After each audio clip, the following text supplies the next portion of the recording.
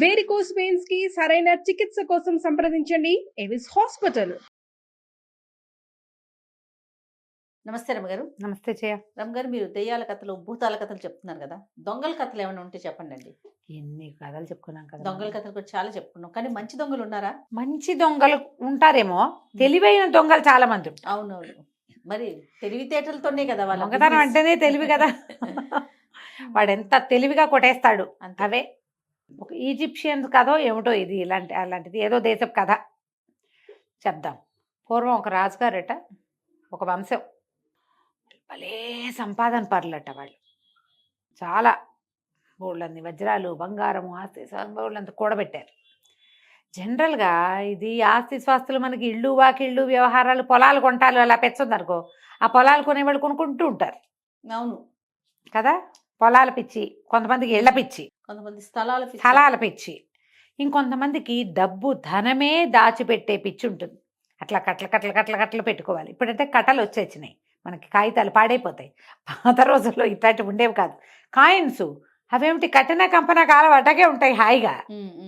ఎంత పాతవైనా కాయిన్గానే ఉంటుంది. పేపర్ అయితే పాడైపోతుంది. మన చూడు, పాత 100 రూపాయల నోటు, 500 నోట్లు క్యాన్సిల్ అయినప్పుడు మేము ఒకటి గుర్తుకు దాచుకున్నాం.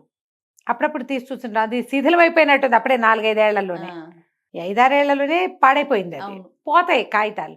కానీ పాతకాలపు ఈ రాళ్ళు, రత్నాలు, వజ్రాలు, ముత్యాల రూపంలో, బంగారం రూపంలో దాచిపెడితే అది ఎప్పటికీ పాడు కాదు, తరగని సంపదలు. ఈ రాజులు అట్లా సంపద చాలా ఖజానా కూడబెట్టారు. వాళ్లల్లో 10వ తరానికో 9వ తరానికో చెందిన రామెసిస్ అనే రాజుగారు, ఆయనకి మరీ ధనలోభం. ఆయన తన హయాంలో కూడబెట్టింది అంతా ఇంతా కాదుట. ఆయనకి పొలాలు స్థలాల మీద లేదు, ఆ రాజ్యమంతా అయింది. బంగారము ధనము మీద ఎక్కువ ఉండేది, వజ్రాలు వైఢూర్యాలు వాటి మీద. అయితే ఆయనకి క్రమంగా లోభం పెరిగిపోయింది. ఎవరికి ఏమి ఇవ్వకూడదు, ఇంకా దాచాలి, ఇంకా అలాంటి వాళ్ళు ఉంటాం. బంగారాలు కొనుక్కుంటున్నా కూడా సాటిస్ఫాక్షన్ ఉండదు. పిచ్చే అది, లోభం అంటారు. బట్టలు, వస్త్రలోభం ఉంటుంది. ఎన్ని బట్టలు కొనుక్కున్నా సాటిస్ఫాక్షన్ ఉండదు, ఇంకా కావాలి. నగలు ఎన్ని కొనుక్కున్నా సాటిస్ఫాక్షన్ ఉండదు. అవతల వాళ్ళు ఎంత వంగినా సాటిస్ఫాక్షన్ ఉండదు. వాళ్ళని ఇంకా వంచి వాళ్ళని ఎత్తి మీద ఎక్కి పిండి కొట్టాలని ఉంటుంది. లోభం మనుషులకి సరిపోని గుణం. ఈయనకి అలాంటిది ఉండేది. ఉండి ఏం చేశాడట, ఈ వజ్రాలు గిజ్రాలు బోల్డన్ని తీరినాయి కదా, వీటికి ప్రత్యేకంగా ఒక ధనాగారం కట్టించాడు. ఖజానా బాగా మెట్లు దిగి కిందకెళ్ళి అలా చూసుకునేందుకు అన్నీ చక్కగా ఏర్పరిచి పెట్టించాడు. ఒక వాస్తు శిల్పిని ఒకటితోటి దీన్ని ధనాగారాన్ని కట్టించి దానిపైన ఒక పిరమిడ్ లాంటిది కట్టించాడు. బయట చూస్తే పిరమిడ్ లాగానే కనపడుతుంది, అసలు ఉన్నది అందులో ఇది ఖజానా. అయితే ఈ వాస్తు శిల్పి ఆయనకి ఎప్పటి నుంచో, ఎన్ని తరాలుగానో శిల్పిగా ఉన్నాడు. ఉన్నారు వాళ్ళే. ఎప్పుడైతే ఈ ధనలోభపు రాజుగారితోటి మెలగటం మొదలుపెట్టాడో అతనికి కూడా కొంచెం ఐడియా వచ్చింది. దీనికి ఒకటే దారి. రాజుగారు ఏ రోజుకు ఆ రోజు వెళ్ళి లోపలికి వెళ్ళి అన్నీ చూసుకుని కాసేపు తిరిగి, ఏదో తోటలో తిరిగినట్టు బయటకు వచ్చి తాళం వేసి సీలేసేవాడు. మళ్ళీ ఆ సీల్ ఆయనే దిగాలి రేపొద్దున. ఒకటే దారి. ఈ వాస్తు శిల్పి ఏం చేశాడు, దానికి కొంత గ్యాప్ ఉంచి, దానికి కాన రాకుండా ఒక తలుపు పెట్టి, బయట నుంచి తన ఆ తలుపు తీసుకుని లోపలికి వచ్చేలాంటిది ఏర్పరిచి పెట్టుకున్నాడు. రాజుగారు ఉన్నప్పుడే అప్పుడప్పుడు అతను ఆ దారి గుండా వచ్చి కొద్దిగా సంగ్రహించేవాడు. ఈ కుప్పల తెప్పలుగా ఉన్న దాంట్లో ఇంచి ఇన్ని తీసామనుకో కనపడుతుంది, ఇన్ని తీస్తే కనిపించదు, 4 తీస్తే కనిపించదు. అట్లా చల్లగా సంగ్రహించేవాడు. కాలక్రమాన ఆయన మరణించాడు. ఆయనకి 2 కుమారులు ఉన్నారు.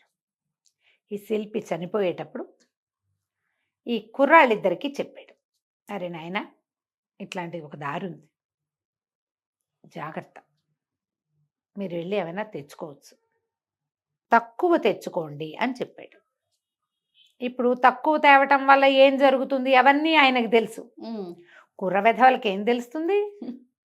వీళ్ళు తండ్రి చనిపోయాక కావలసినప్పుడల్లా చల్లగా వెళ్ళి తెచ్చేవాళ్ళు.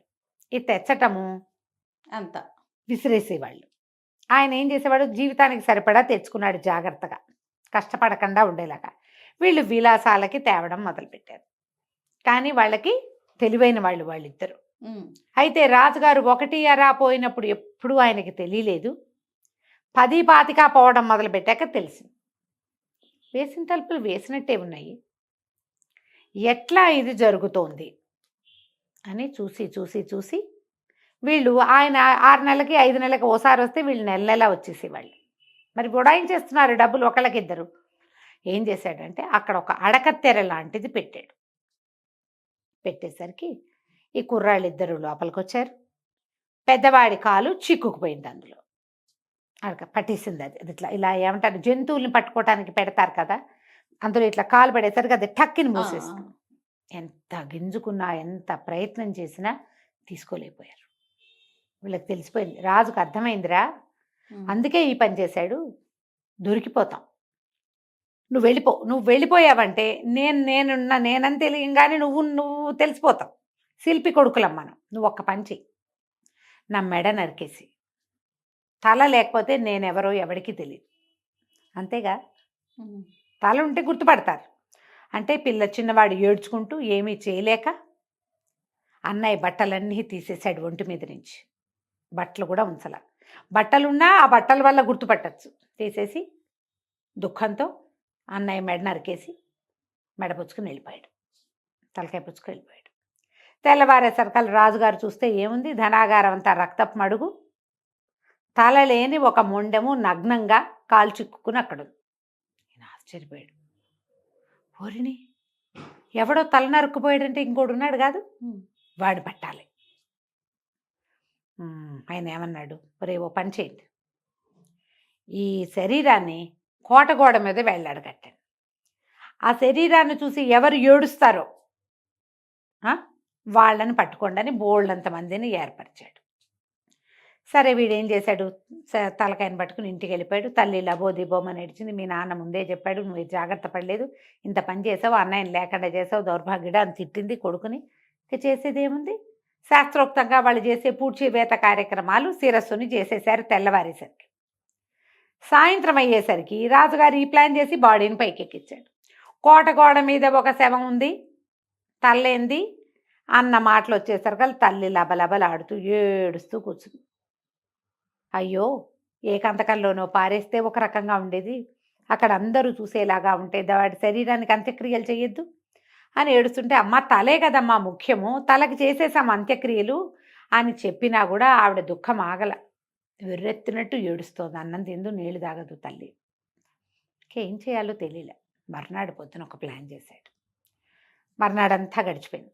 సాయంకాలం చీకటి పడే వేళకి వీడేం చేశాడు, ఒక పెద్ద గాడిదని, ఒక బాగా బలంగా ఉన్న ఒక గాడిద మీద సారాయి తిత్తులు, వాళ్ళు ఏం చేసేవాళ్ళు అప్పట్లో చర్మపు తిత్తుల్లో సారాయి నింపి ట్రాన్స్పోర్టేషన్, అప్పట్లాగా ఇప్పట్లా బాటిల్స్ డబ్బాలు ఏవి, సారాయి తిత్తులు వేసుకుని తీసుకుపోయాడు. ఆ సారాయి చాలా ఘుమఘుమలాడేది, ఖరీదైనది. వీడు వెళ్ళేటప్పుడు డబ్బులు పట్టుకెళ్ళాడు, వాడి దగ్గర డబ్బులు ఉన్నాయిగా. ఆ కోట గోడల దగ్గరికి, సైనికులు కాపలా ఉన్న దగ్గరికి, ఆ శవం కనపడుతున్న చోటకి వెళ్ళేసరికి దానికి ఒక సూది పెట్టి గుచ్చాడు. గుచ్చితే సారాయి కారిపోవటం మొదలుపెట్టింది. ఇంకా ముందు నుంచే చేసాడు. దారంతా కారుతోంది, ఘుమఘుమలాడుతూ సారాయి వాసన వస్తుంది. ఆ కోట దగ్గరికి వెళ్ళంగానే పైకి చూసేసరికల్లా శవం కనపడింది. పెద్ద పెట్టుని ఏడ్చేశాడు. అన్నయ్య కనపడుతున్నాడు, శరీరం, తలకాయ తను నరికిన తలే, తను తల నరికిన శరీరమే. ఏడ్చేసరికల్లా ఏడుస్తున్నాడని పరిగెత్తుకుంటూ వచ్చారు సైనికులు. పట్టేసుకున్నారు. పట్టుకుంటే, ఏంట్రా ఏడుస్తున్నావు, ఎవర్రా నువ్వు అన్నారు. ఏం చేయను బాబయ్య, సారా ఎంత కారిపోయిందండి, ఏమీ రాదు ఇందులో నుంచి, నేల మీద పడిందేమో రాదు, మరి చిల్లు పడిన దానికేమో ప్యాచులు వేయలేను, ఏం చేయనండి, అందుకని ఏడుస్తున్నానండి అన్నాడు. కారిపోతున్న సారా కనపడిందిగా, దాంతో వాడు శవం కోసం ఏడుస్తున్నాడేమోనని వీళ్ళకి అనిపించలే. దాంతో ఏమన్నారు, ఏం చేస్తావురా మరి అన్నారు. ఏం చేస్తానండి, తల కాస్త తాగేయండి, ఏం చేస్తాను, ఇలాంటి పెద్దవాళ్ళకి కాస్త మందు తాగబోసినంత మాత్రాన నాకు వచ్చిన నష్టం లేదు, ఎలాగో పోయింది అని చెప్పి ఆ తోలు తిత్తిని ఊడదీసి ఆ ఉన్న వాళ్ళందరికీ తలా కాస్త ఆ చిల్లుని కొంచెం పెద్దది చేసి అందరికీ దోసిళ్ళల్లో పోసి సారాయి పట్టించాడు. అందులో వచ్చేటప్పుడు కొద్దిగా మందు కలిపి తీసుకొచ్చాడు. ఇంకేముంది, ఒక తిత్తి ఎట్లాగో పోయింది, ఇంకా రెండో తిత్తి కూడా ఖాళీ చేసేసేయండి, ఒట్టి గాడిదని తోలుకెళ్తానని చెప్పి రెండో సారాయి తిత్తిలో ఉన్న దాన్ని అందరికీ తాగబోసేశాడు. చీకటి పడేసరికల్లా తాగేసరికి చల్లగా సర్దుకున్నారు. కుర్రాడు ఏం చేశాడు, పరిగెత్తుకుంటూ పైకి వెళ్ళి ఆ బాడీని ఊడదీసి తెచ్చేసి గాడిన మీద వేసుకుని దాని మీద 2 తోలు తిత్తులు కప్పేశాడు. సారాయి తిత్తులు వెళ్తున్నట్టే ఉన్నాయి. చీకటి మాటను ఎవరైనా చూస్తే వాళ్ళకి బాడీ కనపడదు. శవాన్ని తోలుకుని ఇంటికి తీసుకెళ్ళిపోయాడు. వాళ్ళ పెరట్లోనే అన్నయ్యకి అంత్యక్రియలు చేసేసాడు. తెల్లారి చూస్తే ఏముంది, వీళ్ళంతా నిద్రలే చూసుకుంటే బాడీ లేదు. రాజుగారికి పిచ్చి కోపం వచ్చింది. వాడు తెలివైన వాడు ఎవడో, తెలివిగా మెడ నరికి తీసుకుపోయాడు. ఎవరో తెలియకుండా బట్టలు కూడా విప్పేశాడు. ఇప్పుడు బాడీని కూడా పట్టుకుపోయాడు. ఎలాగైనా ఈ అత్యంత తెలివైన వాడిని పట్టుకోవాలి. సరే ఏం చేశాడు, తమ కూతుళ్ళు, ఆయనకి 3 కూతుళ్ళు ఉన్నారు, వాళ్ళంతమంది. ఓ పిల్లని పిలిచి ఆ పిల్లని ఊరు బయట ఒక మకాం వేయించాడు, ఒక బోర్డు రాయించాడు. చాలా తెలివిగల అబ్బాయిలైతేనే నేను పెళ్లి చేసుకుంటాను. వాడు తను చేసినటువంటి ఒక దారుణ కృత్యము, సాహస కృత్యము 2 చెప్పాలి. ఈ 2 చెప్పిన వాడిని నాకు నచ్చితే వాడిని నేను పెళ్లి చేసుకుంటాను అని చెప్పి ఒక మహాద్భుత సౌందర్యవతి అయిన రాజకుమార్తె ఈ ప్రకటన చేసినట్టుగా పెట్టించాడు. ఆ దారే పోయే తిరిగే వాళ్ళంతా మాట్లాడుకుంటారుగా, వాళ్ళు వీళ్ళు ఎవరో వచ్చేవాళ్ళు. అమ్మాయి ఏమి, ఎందుకంటే వాళ్ళకి కావాల్సింది వాళ్ళు కాదు. ఈ కుర్రాడు విన్నాడు, రెండోవాడు ఖజానా దొంగ, రెండో దొంగ. వాడు విని ఇది తనని పట్టడానికే రాజుగారి ఎత్తేసాడని తెలిసింది. కానీ తన అంతకంటే తెలివైన వాడిని ప్రూవ్ చేసుకోవాలని పుట్టింది. సాధారణంగా అట్లా ఉంటుంది చూడు. అవును, ఇంకా నేను ప్రూవ్ అయిపోవాలి. ఏం చేశాడు, సరే బయలుదేరాడు అక్కడికి. ఇది కొంచెం ఊరు బయట ఉంది కదా, అక్కడ ఒక వారిని వెళ్ళి కొంతమందికి శిక్షలు పడిన బాడీస్ ఉన్నాయి. వీడు వెళ్తూ వెళ్తూ రాక్షసుడు, వాళ్ళ అన్నయ్య మెడే నరికేసిన వాడు. ఆ వెళ్తున్న అక్కడ పడుకోబెట్టిన శవాల నుంచి ఒక శవం తాలూకు చెయ్యి ఇట్లా కట్ చేసుకుని ఓ సంచిలో చుట్టుకుని చంకలో పెట్టుకుని వెళ్ళాడు. చెయ్యి కట్ చేసి ఇక్కడ దాకా ముంజేయి అనమాట. తీసుకుపోయాడు. లోపలికి వెళ్ళాడు. లోపలికి వెళ్తే సరే రాజకుమార్తె నీ పేరేమిటి ఏమిటి అని కనుక్కుంది. ఆవిడ జనానాలో ఉందంటే కనపడే కాలం కాదనమాట రాజకుమార్తెలు. తెర అవతల కూర్చుంది. నువ్వు చెప్పు, ఒక దారుణ కృత్యం నువ్వేం చేసావు, అలాగే ఒక సాహస కృత్యం చెప్పమంటే వీడు బాగా ఆలోచించి మేము ఖజానా దొంగతనం చేసాం, చాలాసార్లు చేసాం. అయితే రాజుగారికి తెలిసిపోయి అడకత్తెర పెట్టించాడు, తానే పెట్టుంటాడు. మా అన్నయ్య అందులో చిక్కుకుపోయాడు. తప్పించుకోవటానికి మా అన్నయ్య మెడ నరికి తీసుకుపోయాను దాన్ని నాతోటి. అదే నేను చేసిన దారుణ కృత్యం. మరి సాహస కృత్యం ఏం చేసావు అని అడిగిందాం. సాహస కృత్యం ఏముంది, మా అన్నయ్య శరీరాన్ని కోటగోడ మీద వెళ్ళాడేశారు. దాన్ని తీసుకోవటం కోసం అక్కడున్న వాళ్ళందరికీ మత్తుమంది కలిపిన సారాయి తాగబోసి పైకెక్కి కోటగోడ మీద ఉన్న శరీరాన్ని ఊడదీసి తీసుకుపోయి మా అన్నయ్యకి అంత్యక్రియలు చేశానన్నాడు. రాజకుమార్తెకి తెలిసిపోయింది, వీడే తన తండ్రికి కావలసిన వాడు. ఎంత తెలివైన వాడివి, నువ్వెంత సాహసివి, ఎంత తెలివి నీది, నీలాంటి సాహసిని నేను పెళ్లి చేసుకుంటా, ఏది నా చేతులు పట్టుకో అంది. నీ చెయ్యి అందించు అని అడగంగానే వీడేం చేశాడు, వీడు తెలివి కట్ చేసి పట్టుకొచ్చాడుగా చెయ్యి, ఆ చెయ్యి అందించాడు. తన సంకలో పెట్టుకుని చెయ్యి అందిస్తే ఆ చెయ్యి గట్టిగా పట్టుకుని దొరికాడు రండి రండి రండి రండి అని కేకలు పెట్టి ఎప్పుడైతే ఈ చెయ్యి అందించాడో వాడు వెంటనే పరిగెత్తుకుంటూ బయటకు వెళ్ళిపోయాడు, దొడ్డుదారిని పారిపోయాడు. తీరా చూస్తే ఏముంది, ఒట్టి చెయ్యి వచ్చింది రాకుమార్తె చేతిలోకి. ఆవిడ లబోదిబో అని కేకలు పెట్టింది. ఇది చచ్చిపోయిన శవం తాలూకు చెయ్యిని చూసి అందరు ఆశ్చర్యపోయారు. వచ్చిన వాడిని ఎవరూ చూడలే, వాళ్ళంతమంది వస్తున్నారు, వాళ్ళలో వీడొకడు. రాజు ఆశ్చర్యపోయాడు, అమ్మో వీడు ఎంత సాహసి, కత్తుల బోన్లోకి వచ్చి వెళ్ళిపోయాడే. సరే ఇలాంటి వాడిని ఖచ్చితంగా మన రాజ్యంలో రాజుగా ఉంచుకోవాలి, మన రాజ్యంలో ఒక అధికారిగా ఉంచాలి. మనం ఇలాంటి వేరే దేశాల కథల్లో దొంగల్ని కొత్వాళ్ళని చేసిన కథలు కూడా చూస్తుంటాం. ఆయన పెద్ద ప్రకటన చేశాడు.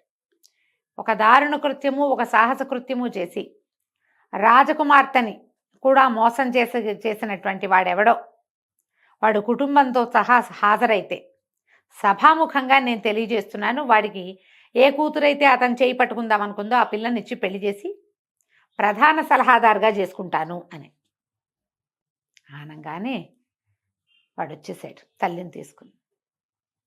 మా నాన్నే ఈ తలుపు పెట్టాడు. ఉమ్. అందుకే మేము తీసుకోవడానికి వచ్చాం. ఇప్పుడు తలుపు తెలిసిన వాడు తమతో ఉంటే తమకే సేఫ్టీ. అంతే. రాజుగారి ఆలోచన తెలిసింది కదా, ఆ తలుపు తెలిసిన వాడు ఎవరికైనా చెప్తే మరీ కష్టం. అందుకని ఆ తలుపు ఎక్కడుందో తెలిసిన వాడిని తన అల్లుడిని చేసుకున్నాడు రాజుగారు. రాజుగారు అల్లుడుగా ఉండి చాలా కాలం సలహాదారుగా ఉండి తర్వాత ఆ రాజ్యానికి ఉత్తరాధికారి కూడా ఈ అల్లుడే అయ్యాడు. ఎందుకంటే వాడు చాలా తెలివైన వాడు, ఎవరిని రానీలా వాడు. ఉమ్. కథ కంచికి మనం ఇంటికి. బాగుందండి, మంచి తెలివైన దొంగ. ఉమ్. నమస్తే అమ్మగారు. నమస్తే జయ.